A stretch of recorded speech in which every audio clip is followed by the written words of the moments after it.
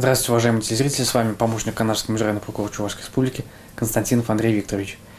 Канашской межрайонной прокуратурой проведена проверка исполнения законодательства о теплоснабжении в деятельности администрации города Канаш Чувашской Республики, в ходе которой установлено, что в нарушение требований федерального закона о теплоснабжении схема теплоснабжения города Канаш на 2019 год актуализирована не была, и работа по актуализации схемы теплоснабжения на 2020 год началась с нарушением установленного законом срока.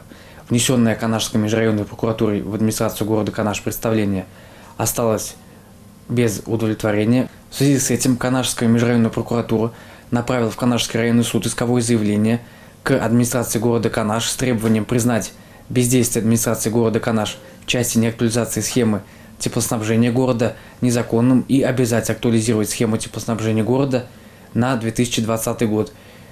В соответствии с требованиями постановления правительства Российской Федерации от 22 февраля 2012 года о требованиях схемы теплоснабжения, порядку их разработки и утверждения. По результатам рассмотрения иска Канашский районный суд удовлетворил требования прокуратуры в полном объеме и обязал администрацию города Канаш в течение 2 месяцев со дня вступления решения суда в законную силу актуализировать схему теплоснабжения города Канаш Чувашской Республики. Решение суда в законную силу не вступило. Спасибо за внимание. Здравствуйте, с вами помощник Канашского межрайонного прокурора Березина Евгения Александровна. Канашской межрайонной прокуратурой пресечены нарушения законодательства об охране труда в деятельности строительной организации. Проведена проверка соблюдения законодательства об охране труда в ООО «Строитель Плюс».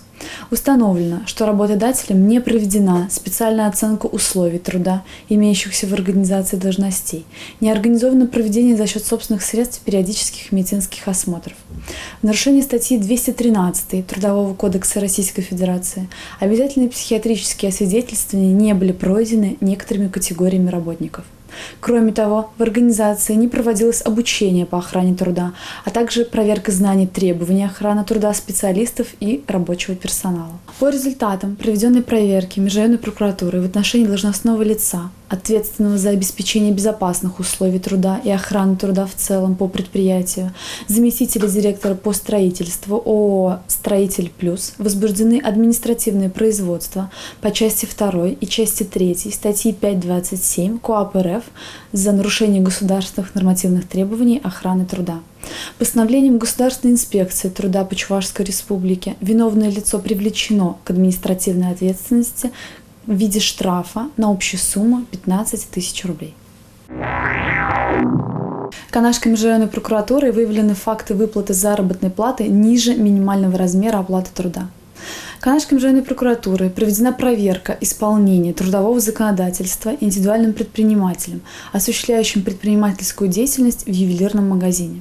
Согласно статье 133 Трудового кодекса Российской Федерации, месячная заработная плата работника, полностью отработавшего за этот период норму рабочего времени и выполнившего норму труда, трудовые обязанности, не может быть ниже минимального размера оплаты труда. В нарушение указанного требования 3 продавцам-консультантам, полностью отработавшим норму рабочего времени в течение 3 месяцев, заработная плата начислялась и выплачивалась ниже минимального размера оплаты труда. По данному факту межрайонной прокуратурой в отношении индивидуального предпринимателя возбуждено дело об административном правонарушении, предусмотренном частью 6 статьи 5.27 КоАП РФ «Неполная выплата в установленный срок заработной платы». Постановлением Государственной инспекции труда по Чувашской Республике виновное лицо привлечено к административной ответственности в виде штрафа.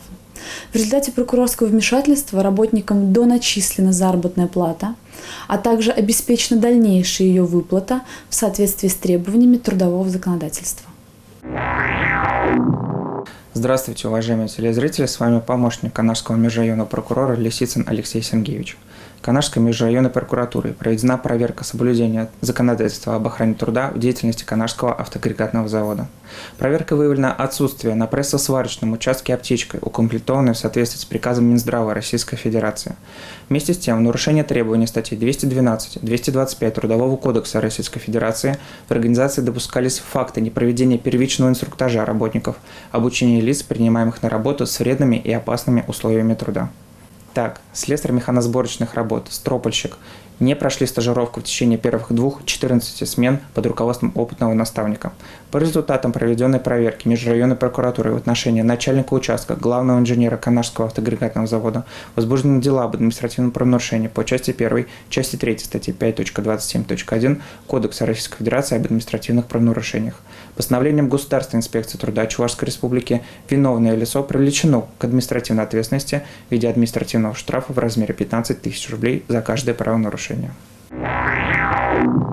Федеральным законом о внесении изменений в статьи 56, 56.1 Федерального закона о контрактной системе в сфере закупок товаров, работ и услуг для обеспечения государственных и муниципальных нужд в целях обеспечения участия в закупках услуг по организации отдыха детей и их оздоровлению исключительно лиц, обладающих необходимым уровнем квалификации, устанавливается, что такие закупки осуществляются путем проведения конкурса с ограниченным участием, в том числе в электронной форме.